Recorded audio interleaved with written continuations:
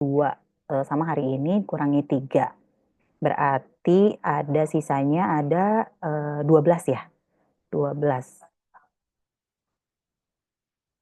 13 ya. 13 pertemuan ya. Berarti dibagi menjadi 13 kelompok. Ya, berarti silahkan kalian bagi kelompok-kelompok tersebut.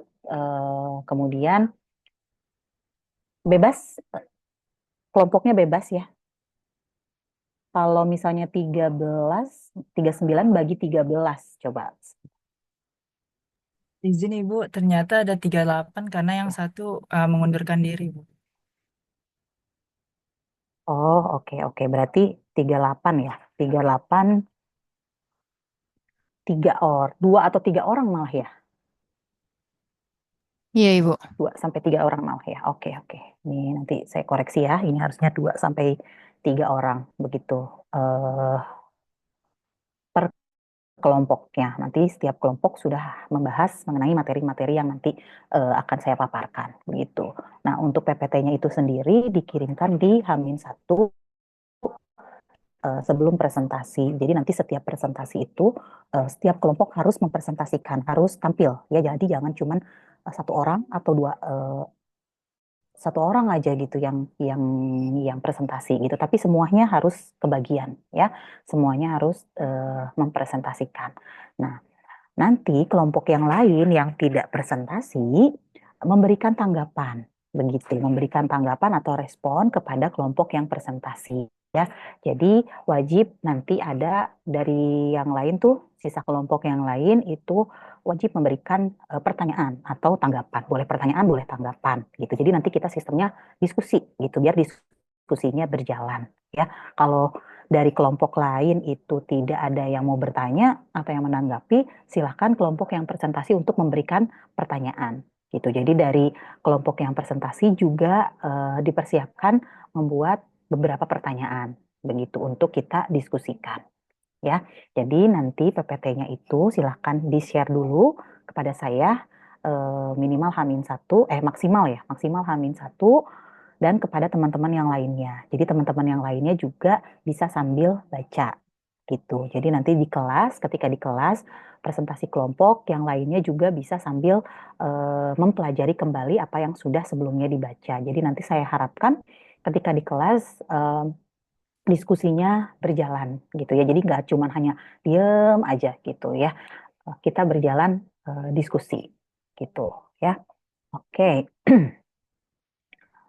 Nah, dari tiap-tiap kelompok memberikan minimal satu pertanyaan. Ini tidak wajib sih sebetulnya ya. Cuman karena tadi saya eh, inginnya diskusinya berjalan lancar, jadi harus ada yang memberikan pertanyaan gitu. Entah dari kelompok yang presentasi atau dari kelompok lain yang melihat presentasinya gitu.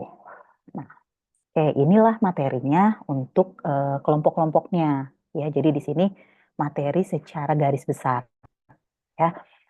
Yang pertama ini pengantar oleh saya ya, kontrak kuliah dan nanti ada hakikat filsafat oleh saya. Kemudian dilanjutkan ke kelompok 2 dasar-dasar pengetahuan, ontologi, epistemologi, dan aksiologi. Kemudian kelompok 3 tentang hakikat ilmu pengetahuan, kelompok 4 tentang karakteristik ilmu alam dan ilmu sosial gitu ya. Nah, ini kalian bisa baca. Nah, nanti apa saja sih yang kalian cantumkan gitu pada pada presentasinya. Nah, kalian bisa lihat di dalam RPS-nya ya. Jadi kita kembali ke RPS nih.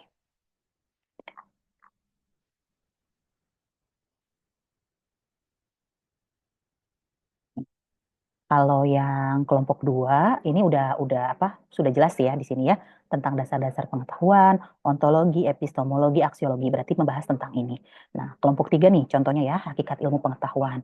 Di dalamnya kita bahas apa aja? Nah, di dalamnya itu yaitu memahami sumber ilmu. Nih, kita di sini nanti eh, kalian hakikat pengetahuan secara umum, terus di dalamnya juga harus mencakup sumber ilmu. Sumber ilmu itu apa saja, begitu ya, dan kemudian cara memperoleh ilmu dan struktur ilmu. Nah, seperti itu ya. Jadi kalian balik lagi ke dalam RPS-nya gitu.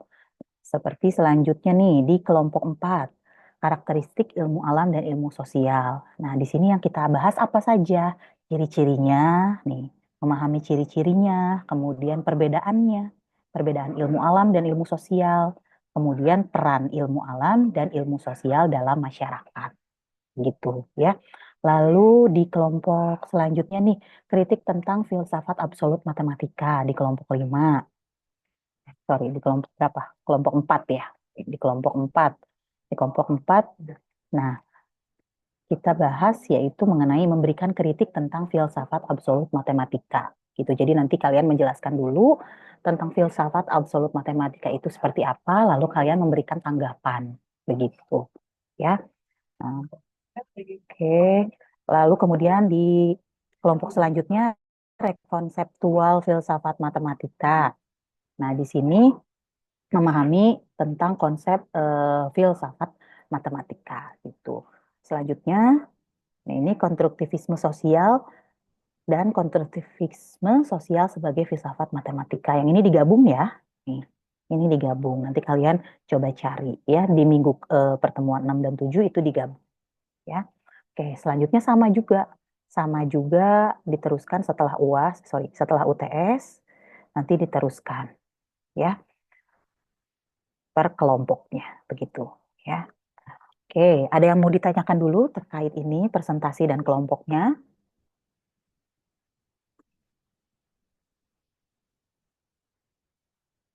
Cukup sih, Bu, tidak Nah, ada. nanti oke.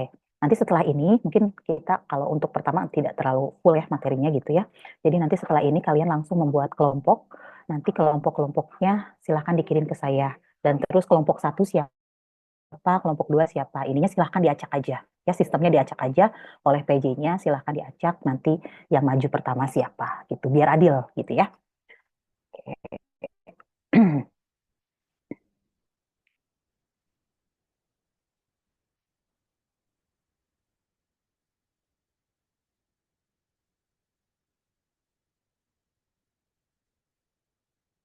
Nah, berikut adalah penilaiannya. Untuk penilaiannya itu sendiri sementara seperti ini ya dari tugas itu sendiri ada PPT-nya presentasi dan partisipasi itu masuknya di 30%. Itu eh, nanti tanya jawab kalian siapa yang bertanya, siapa yang menjawab, nanti itu saya catat masuk ke dalam komponen partisipasi di sini ya 30%. UTS UAS-nya 35% masing-masing ya. Untuk UTS UAS-nya sendiri biasanya berupa laporan. Kalau UAS itu biasanya berupa laporan atau makalah. Nah, kalau UTS ini kita masih pertimbangkan apakah kalian akan membuat artikel begitu ya, makalah atau kalian eh, UAS teoritis gitu, secara teoritis gitu. Nanti kita masih mempertimbangkan hal tersebut begitu. Oke. Nah, ini yang tadi yang saya sering jadikan rujukan ya. Paul Ernest ini saya ada PDF-nya, nanti saya share juga ke kalian, boleh kalian baca. Kalau yang ini bukunya warna biru, warna biru dia ada kok di Shopee gitu. Ya di online online shop banyak itu bisa kalian beli gitu ya dan nggak terlalu mahal juga ya. Oke, silahkan yang mau bertanya terkait RPS, terkait kontrak mata kuliah dulu. Ibu maaf izin bertanya, untuk terkait tugas UAS dan UTS itu apakah individu or kelompok untuk proposal dan Individu, lain-lain? walaupun iya, biasanya sih kalau yang sebelum-sebelumnya itu biasanya individu, walaupun kalian presentasinya per kelompok, kalian tetap membuat artikel atau makalahnya itu per individu, begitu. Walaupun nanti misalnya nih materinya atau temanya sama, tiap kelompok, misalnya kelompok satu temanya apa gitu ya, tapi tetap dikerjakannya per individu. Baik, Ibu, terima kasih. Oke, siapa lagi yang mau bertanya?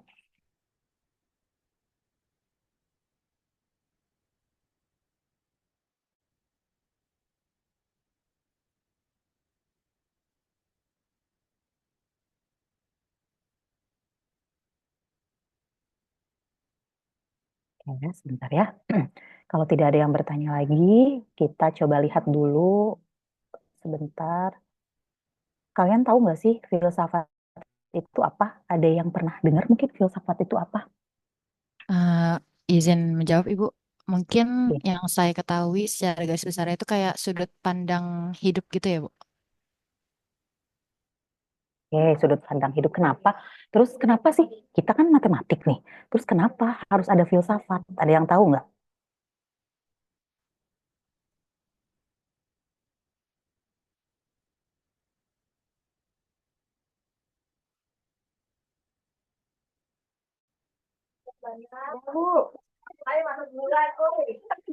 Oke, kita coba lihat dulu video ini ya, biar kalian ada gambaran mengenai filsafat itu seperti apa. Terus kemudian kenapa sih kita harus belajar filsafat? Padahal kita kan mata kuliahnya matematika gitu, pendidikan matematika gitu. Kenapa harus ada filsafat gitu ya? Bentar ya.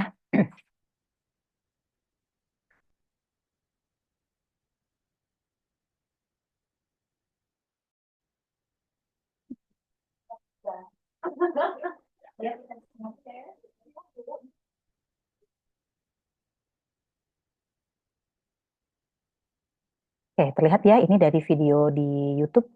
Kedengaran nggak suaranya? Pernah ngebayangin nggak apa jadinya dunia kalau simbol Kedengaran nggak suaranya? Kedengaran Ibu. Kedengaran Ibu.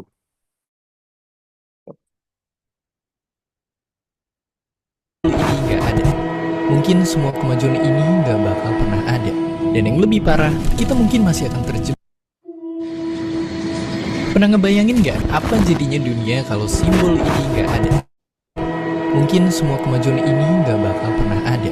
Dan yang lebih parah, kita mungkin masih akan terjebak hidup di hutan tanpa kemajuan. Semua cuma dari satu simbol ini. Satu simbol penting yang mampu melahirkan ilmu-ilmu yang kita kenal sekarang dan mengantarkan kita, manusia, nasibnya begitu berbeda dengan spesies-spesies lain yang pernah hidup sebelumnya. Di saat kita semua sibuk dengan ilmu-ilmu yang ada sekarang, hanya sedikit dari kita yang belajar dan menguasai simbol penting ini. Oleh karena itu, siap-siap. Kita akan berangkat dalam petualangan ke tempat dari mana ilmu pengetahuan berasal. Sebuah ilmu yang menjadi induk dari semua pelajaran yang ada di sekolah kita sekarang. Ini dia filsafat.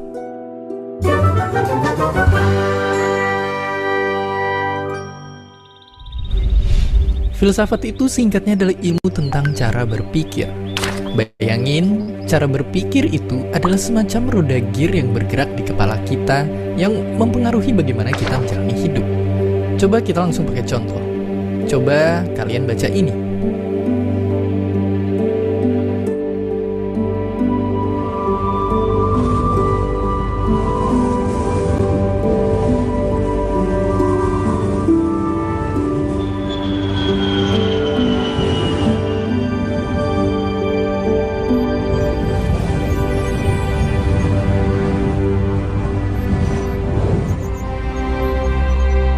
Apakah kalian merasa tergerak?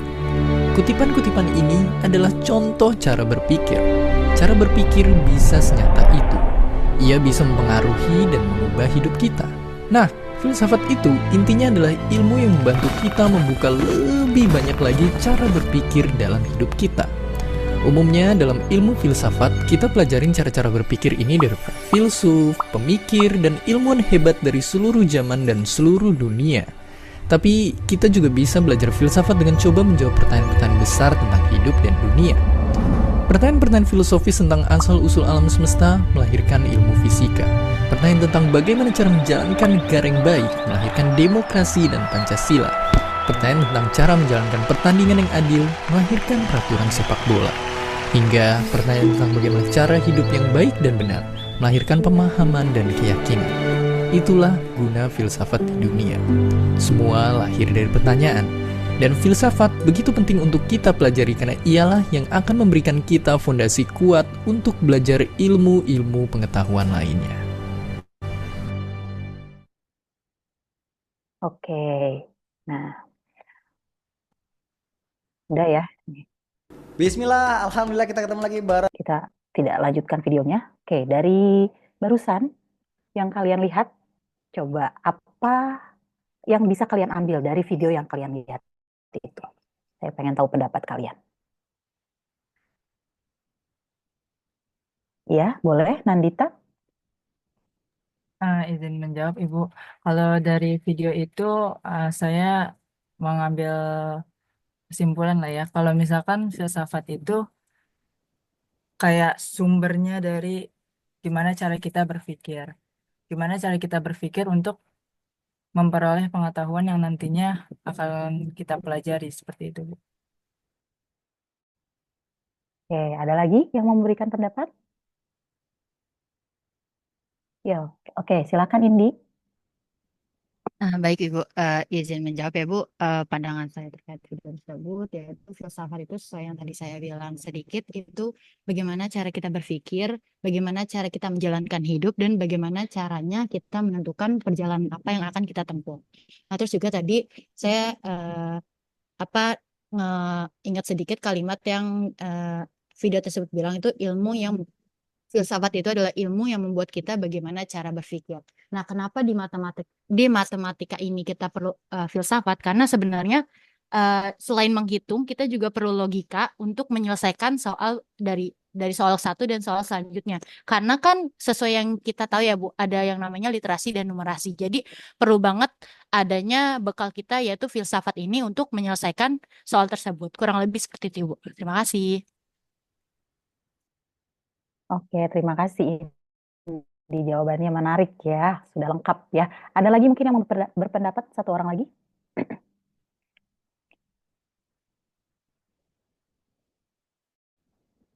Yang laki-lakinya deh, belum ada yang coba berpendapat. Ayo, siapa nih?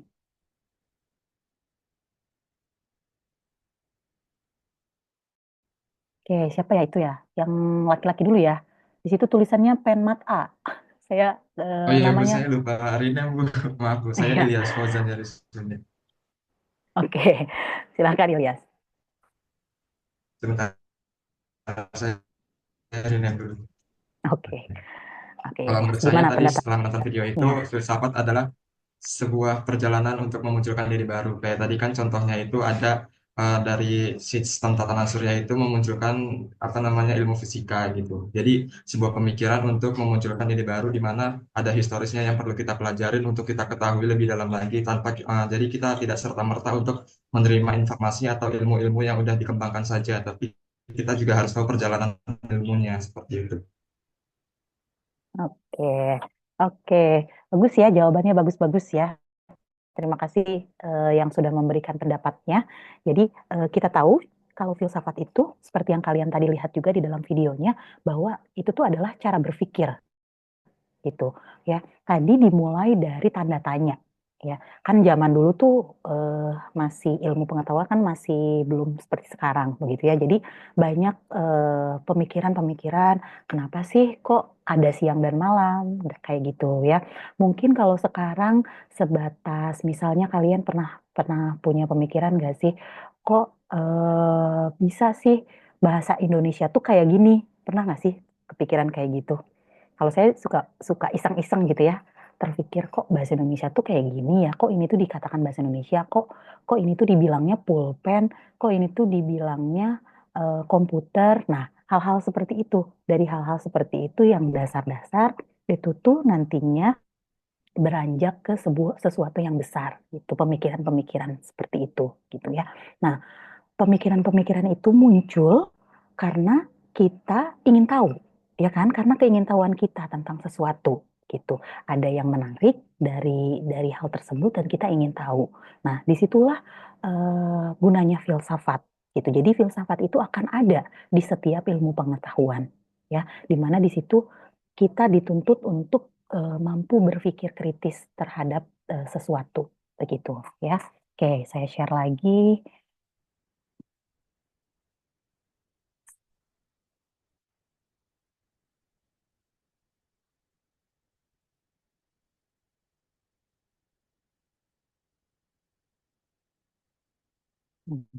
Ini,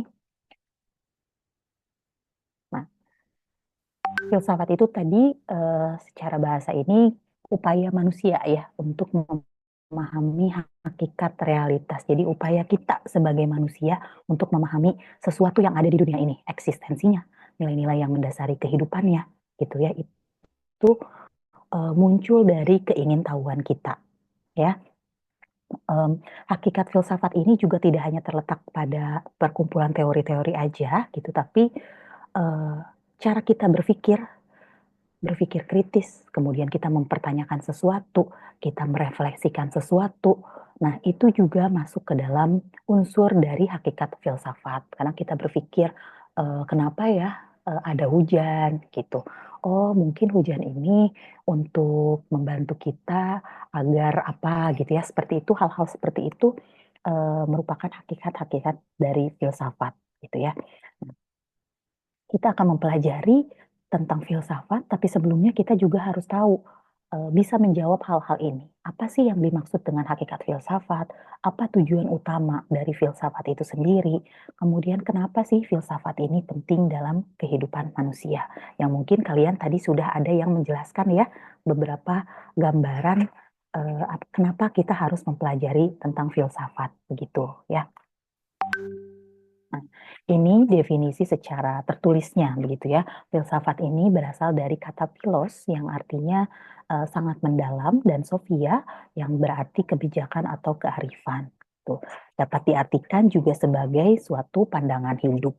Nah, semakin ke sini semakin banyak ya orang yang memiliki perbedaan-perbedaan pendapat ya. Dan perbedaan-perbedaan pendapat itu tidak menjadikan kita jadi apa ya, jadi memaksakan kehendak kita juga, malah menjadi beragam gitu. A dan B mempunyai pendapatnya masing-masing tentang sesuatu gitu. Jadi itu adalah suatu pandangan hidup. Bahkan sekarang pun kalau kalian tahu isu-isu ke belakang ini ada yang berpendapat bahwa bumi itu datar gitu dengan berbagai teori-teorinya gitu ya. Walaupun kita secara orang sains gitu ya, oh bumi itu bulat gitu dan memang sudah dibuktikan. Tetapi ternyata ada gitu orang-orang yang berpendapat bahwa bumi itu datar gitu, terlepas dari salah atau benarnya begitu ya. Tapi ya itu menjadi pandangan hidup mereka gitu. Dan perbedaan itu ya sudah kita cukup menghargai saja gitu, terlepas itu benar atau salahnya ya. Nah, dalam pengertian lain, filsafat juga diartikan sebagai interpretasi atau evaluasi terhadap apa yang penting atau apa yang terjadi di dalam hidup kita. Nah, tidak hanya dihubungkan dengan ilmu pengetahuan saja, tetapi apa yang terjadi dalam hidup kita juga itu bisa kita katakan sebagai sebuah filsafat, begitu. Nah, kalian kan dari kecil sampai sekarang nih dengan